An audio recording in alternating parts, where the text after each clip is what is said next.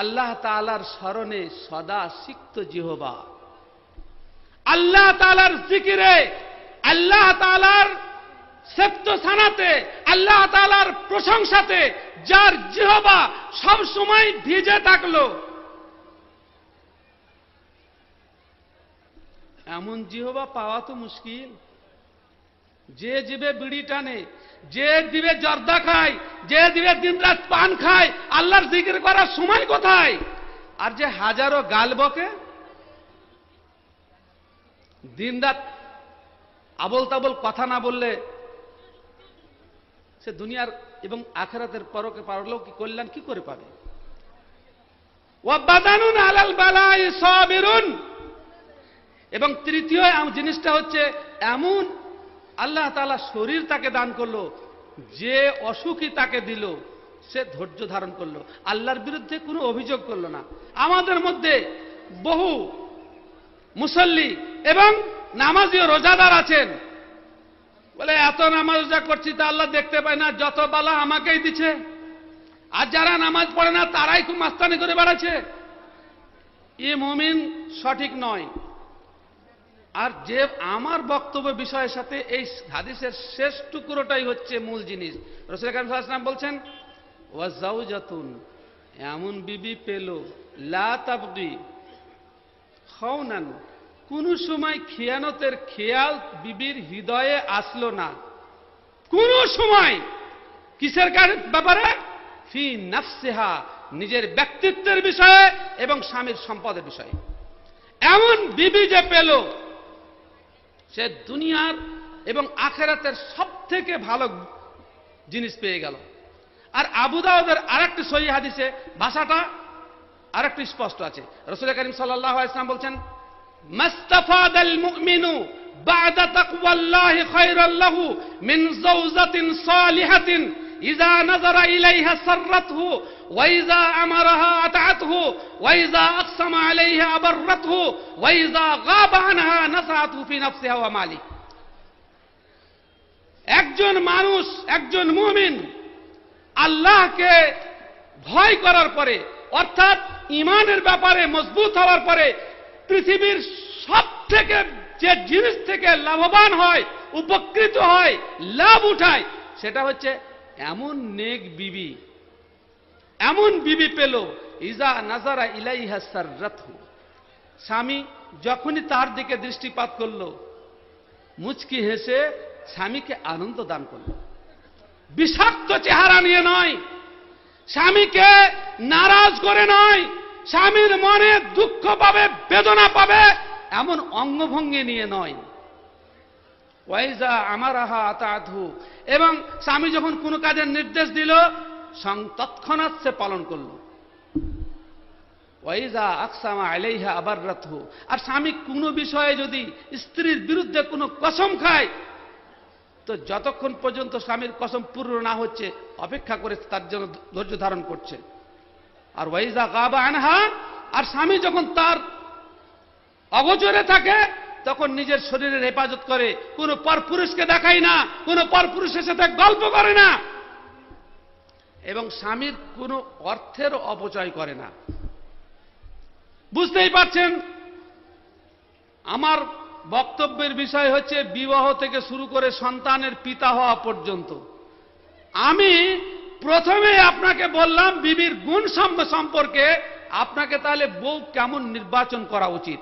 রাসূল কারীম সাল্লাল্লাহু আলাইহি ওয়াসাল্লাম বলছেন, ইয়া মাশারাশ শাবাব মান ইসতাতাআ মিনকুমুল বাআতা ফালইয়াতাযাওয়াজ ফাইন্নাহু আগাযযু লিল বাসার ওয়া আহসানু লিল ফারাজ ওয়া মান লাম ইস্তাতি ফাআলাইহি বিস-সাওমি ফাইন্নাহু লাহু বিজা।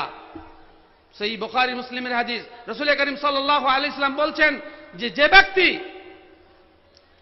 হে নবযুবকের দল, তোমাদের যাদের যৌন শক্তি এবং স্ত্রীর ভরণ পোষণ দেওয়ার ক্ষমতা আছে তারা যেন অবশ্যই বিবাহ করো। বিবাহ করলে তোমার চক্ষু অবনত থাকবে, অপর নারীর দিকে লোভের দৃষ্টি নিয়ে তুমি তাকাবে না, এবং তোমার লজ্জাস্থান, তোমার শরমগাহ, তোমার যৌনাঙ্গ অবৈধ আচরণ থেকে বিরত থাকবে। আর যদি তা না থাকে, কিছুই যদি না থাকে, তাহলে তুমি সিয়াম পালন করো, রোজা রাখো, তাহলে তোমার যৌন শক্তিকে সে অবদমিত করে রাখবে। বেরাদারান ইসলাম,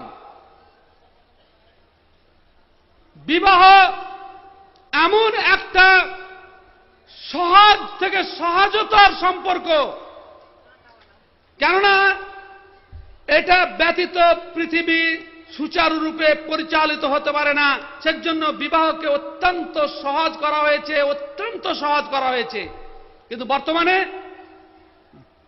বিবাহ নামক বিষয়টি জটিল থেকে জটিলতর অবস্থায় পৌঁছে গেছে।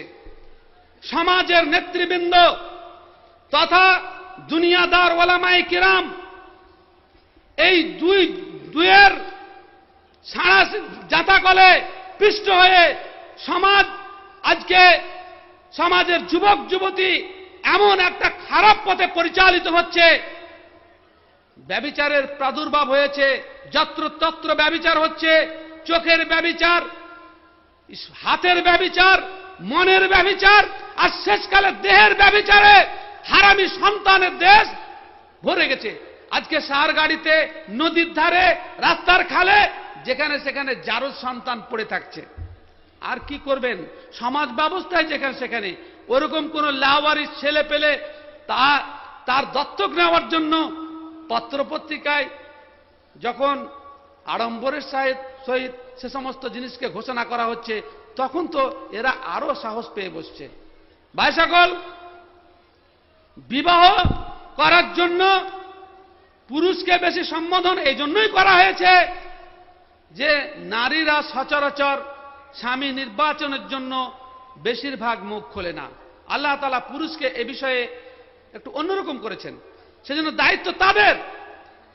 আমাদেরকে বিয়ে করতে হলে সতী সাধী, আল্লাহওয়ালি, দিনদার, পরেজগার মেয়েকে নির্বাচন করতে হবে। এ মর্মে আপনারা বহু হাদিস শুনেছেন, তবু একটা হাদিস শুনিয়ে দিই। রাসূল করিম সাল্লাল্লাহু আলাইহি ওয়াসাল্লাম বলছেন, ইযা খাতাবা আহাদুকুম মান তারদাউনা দীনাহু ওয়া খুলুকাহু ফাযাওয়িজুহু ইল্লা তাফআলুহু তাকুন ফিল আরদি ফিতনাতুন ওয়া ফাসাদুন আরিজ।